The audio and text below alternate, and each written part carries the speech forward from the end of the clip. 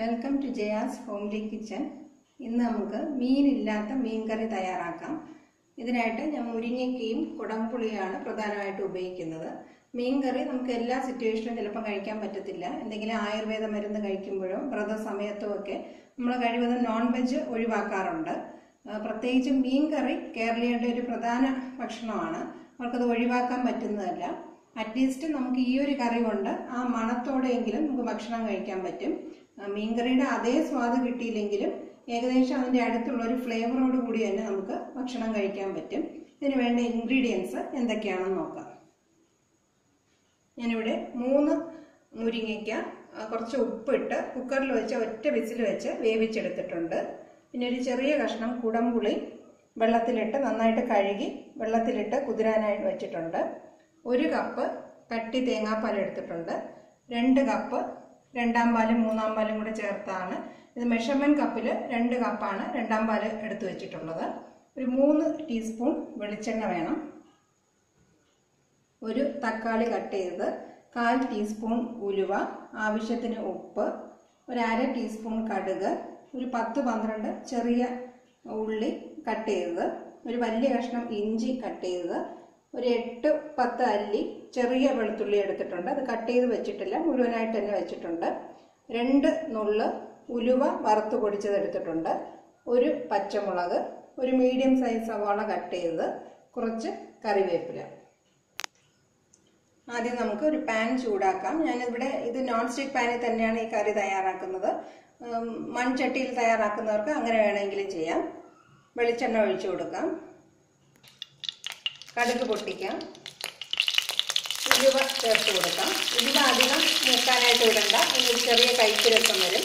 അതിൻ്റെ കൂടെ കറിവേപ്പില, പച്ചമുളക്, വെളുത്തുള്ളി, സവാള, ചെറിയ ഉള്ളി, ഇഞ്ചി എന്നിവ ചേർത്ത് നമുക്ക് നന്നായിട്ടൊന്ന് വഴറ്റാം.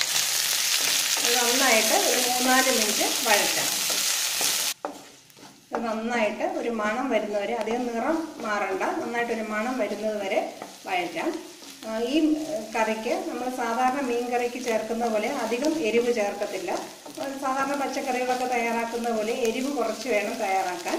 അതിന് വേണ്ടിയിട്ട് ഞാനിവിടെ ഒരു 2 ടീസ്പൂൺ മുളക് പൊടിയും 1/4 ടീസ്പൂൺ മഞ്ഞൾപ്പൊടിയും ചേർത്ത് മിക്സ് ചെയ്ത് കുറച്ച് വെള്ളത്തിൽ മിക്സ് ചെയ്ത് വെച്ചിട്ടുണ്ട്. ഇത്രയാണ് ഈ കറിക്ക് വേണ്ടിയിട്ട് നമ്മൾ ചേർക്കുന്ന എരിവിനുള്ള മുളക് പൊടി. ഇത് അധികം എരിവായാൽ ഈ കറിക്ക് നമുക്ക് മീൻ കഷ്ണങ്ങളില്ലാത്തതുകൊണ്ട് ഒരുപാട് എരിവാകും. അതുകൊണ്ട് ഇത്രയും എരിവ് ഇതിനാവശ്യമുള്ളതായിട്ടേ ഉള്ളൂ. ഇനി ഇതിൻ്റെ കൂടെ തക്കാളിയും കറിക്ക് ആവശ്യമുള്ള ഉപ്പും കൂടെ ചേർത്ത് കൊടുക്കാം. മുരിങ്ങയ്ക്കയിൽ ഓൾറെഡി കുറച്ച് ഉപ്പിട്ടാണ് ഞാൻ വേവിച്ച് വെച്ചിട്ടുള്ളത്. ഇത് നന്നായിട്ടൊന്ന് വഴറ്റാം. 1-2 മിനിറ്റ് ഒന്ന് വഴറ്റാം. ഇനി ഇതിൻ്റെ കൂടെ മുരിങ്ങയ്ക്കയും കൂടെ ചേർത്ത് കൊടുക്കാം. ഇനി നമ്മൾ തയ്യാറാക്കി വെച്ചിരിക്കുന്ന മുളക് പൊടിയും മഞ്ഞൾപ്പൊടിയും ചേർത്ത് വെച്ചിട്ടുള്ളതും കൂടെ ഇതിൻ്റെ കൂടെ ചേർത്തൊന്ന് മിക്സ് ചെയ്യാം. ഇതെല്ലാം ഫ്ലെയിം കുറച്ച് വെച്ചിട്ട് വേണം തയ്യാറാക്കാനായിട്ട്. ഇതെല്ലാം കൂടെ നന്നായിട്ടൊന്ന് മിക്സ് ചെയ്ത് മുളക് പൊടിയുടെ പച്ച മണം മാറുന്നവരെ നമുക്ക് നന്നായിട്ടൊന്ന് വഴറ്റാം. ഇനി ഇതിൻ്റെ കൂടെ നമ്മൾ എടുത്തു വെച്ചിട്ട കുടംപുളിയും അത് ഇട്ട് വെച്ചിരുന്ന വെള്ളവും കൂടെ ചേർത്ത് കൊടുക്കാം. അത് ചേർത്ത് നന്നായിട്ടൊന്ന് മിക്സ് ചെയ്ത് അടച്ചു വെച്ച് 2 മിനിറ്റ് വേവിക്കാം. ഇതിന് രണ്ടാം പാല് ചേർത്ത് കൊടുക്കാം. നന്നായിട്ട് മിക്സ് ചെയ്ത് ഒരു 5-6 മിനിറ്റ് അടച്ചു വയ്ക്കാം. കറി നന്നായിട്ട് വറ്റിയിട്ടുണ്ട്.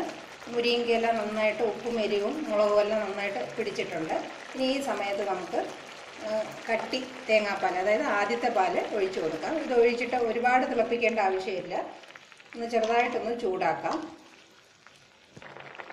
തേങ്ങാപ്പാൽ ഒഴിച്ച് ചെറുതായിട്ട് ചൂടായിട്ടുണ്ട്. ഇനി നമുക്ക് ഗ്യാസ് ഓഫ് ചെയ്ത് കൊടുക്കാം. ഇനി അവസാനമായിട്ട് 2 നുള്ള് ഉലുവാപ്പൊടിയും കൂടെ ചേർത്ത് ഒന്ന് മിക്സ് ചെയ്യാം. വളരെ രുചികരമായ മീനില്ലാത്ത മീൻകറി തയ്യാറായി കഴിഞ്ഞു. നമുക്കിന്ന് വിളമ്പുന്ന പാത്രത്തിലേക്ക് മാറ്റാം. വളരെ ടേസ്റ്റി ആയിട്ടുള്ളൊരു കറിയാണ്. നമുക്ക് എളുപ്പത്തിൽ തന്നെ തയ്യാറാക്കുകയും ചെയ്യാം. ഇതെല്ലാവരും തീർച്ചയായിട്ടും പരീക്ഷിക്കുക. ഇതിനെക്കുറിച്ചുള്ള കമൻസും തീർച്ചയായിട്ടും അറിയിക്കുക. എൻ്റെ ചാനൽ സബ്സ്ക്രൈബ് ചെയ്യാനും മറക്കാതിരിക്കുക. Thank you for watching my video.